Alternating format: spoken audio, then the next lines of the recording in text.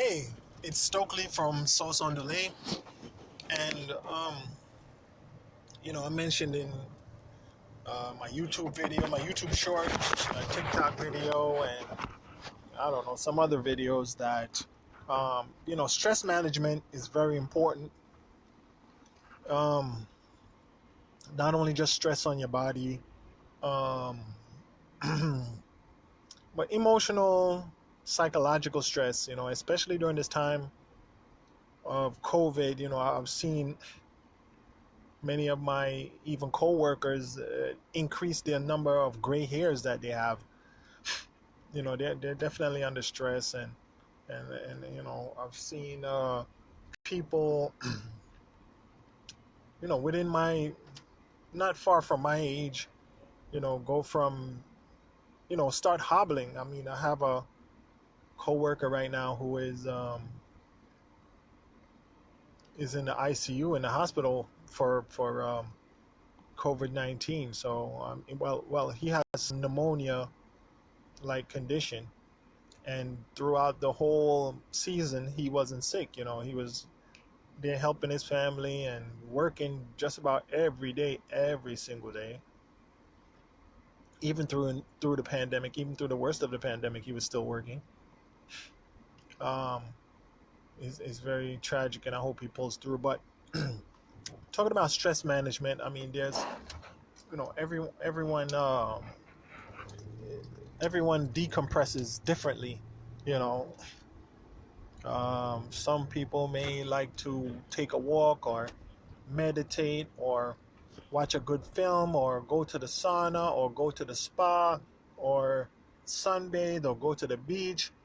I mean, in the Northeast where I live, wintertime you don't really have the opportunity to get much vitamin D. But I've already mentioned about vitamin D, so not really much you can do about that. But vitamin D lifts your mood. Um, but regarding, like meditation and things like that, listening to calming music, music that's calming. I mean, I can't really encourage anyone to do any particular stress relieving practice. I mean, when I was in university, I used to like to listen to jazz. Um, while I was studying, I used to listen to jazz music because I always wanted to be entertained. I always need to be entertained, which is an unfortunate practice, which is not a good practice, but I always need to be entertained. So the best thing I could entertain myself with while I was studying and actually retain what I was reading is to listen to some jazz. And then what I would mix that in with was I would read leisurely in between my studies. So I would treat myself to some reading of a novel or that I'm enjoying in between the academics. Um, and of course, like I said, sit in a little corner with some jazz music, throw a blanket over my knee and relax. But not everyone has the privilege of doing that. Um, Another time that I would get some time to introspect or time to be introspective is a long commute. You may not have that. Um, you may have a long drive. You want to find some way to decompress, while still keeping your eye on the road and maintaining focus on your transportation. But you want to find something relaxing, soothing. Maybe you tune out the news for a while. Maybe you tune out the social media for a while. Anything that's upsetting to you, anything that's stressful to you. I mean, this is not always an option. This is not always an option, especially during, um, times when we're restricted. We can't necessarily go here or go there, go to the beach, go to the spa, or whatever the case may be. We have to find some place to decompress within ourselves. We may not have access to entertaining or a lighthearted show or something that's refreshing. A lot of content now is going for shock value, so it's hard to see something that's refreshing and soothing. And that's why I like acoustical jazz. You know, when it comes to jazz with lyrics now, it would distract me. But I would like to listen. I prefer to listen to jazz that was uh, purely instrumental.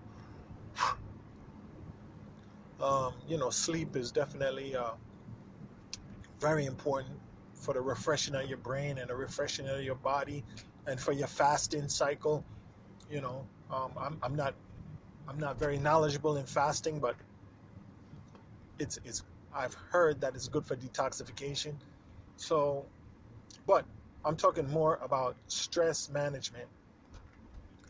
You got to try to not let things bother you, because you know, in college I studied we read a book by a gentleman named Viktor Frankl, who is known to who is people celebrate him as a stoic, but I wouldn't say that he's a stoic. He's a man that promotes celebrating life and enjoying life, and choosing to be happy. You know, and he's been through he was in a concentration camp um, during during the World War II, and he managed to survive.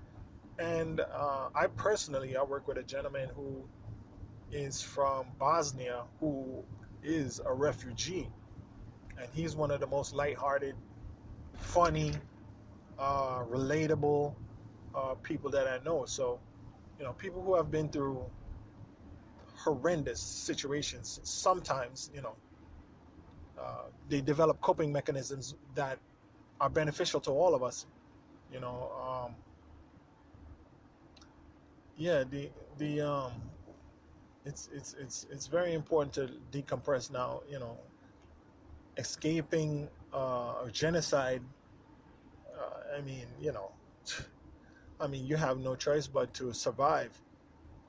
We and the reason why Viktor Frankl is upheld as a Stoic, because people who practice Stoicism are always suggesting ways to cope with difficult situations and cope with stress. And their suggestion typically is to not allow things to disturb you that are optional.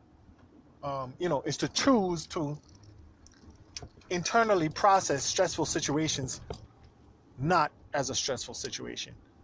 And you know, it's very good difficult to do that, because sometimes things trigger us, people trigger us. You know, we have responsibilities, we have bills, we have work, we have things to do.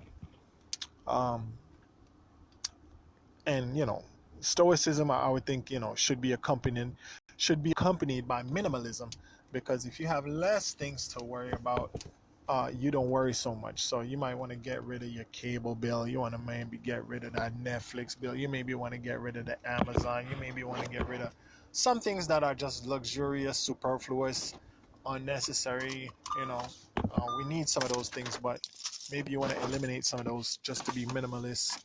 You know, so that you can put your mind at ease. You know, you just want to give yourself the most relaxing, most um, free mental um, space, time, and opportunity, you know, possible. Um, if you can't just totally deflect a stressful situation internally, you want to create an environment where that is peaceful. And I mentioned before that a lot of essential oils are used for aromatherapy, and some of them are used to relax you. Um, but you know, look into some ways to relax. Look into ways to de-stress. You know, and this is and relaxing doesn't mean sleeping, as my friend explained to me. Relaxing doesn't necessarily mean sleeping. You know, you're awake, but your mind is not disturbed. You know, you're not disturbed at the time. So I encourage everyone um, to find a way to decompress, find a way to relax, find a way to de-stress. Yeah, stress will kill you. Stress will make your hair fall out. Stress will make you sick. Stress will increase your cortisol levels. Um, which has a multitude of ramifications on your organs, on your body, on your hormone balance, on your um, your whole system. So take care of yourself. Don't take it too hard.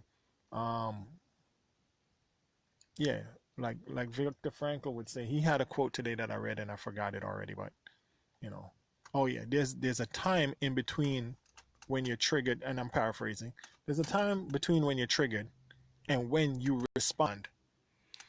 In between those, in between that time that you have in between your response, you have control of how that response turns out. So, you can choose not to internalize it. You can choose not to get upset about it. Um, but I would add that we're culturally sometimes programmed to respond to things a certain way. Um, but we have to try to survive, take care of ourselves, and not being angry at times and choosing not to be angry when it's an option is self care. De stressing is self care. Not taking things too hard is self care. And things are going to come in life, and we got to look at them as a bump in the road and not as a final destination. So, thanks for listening.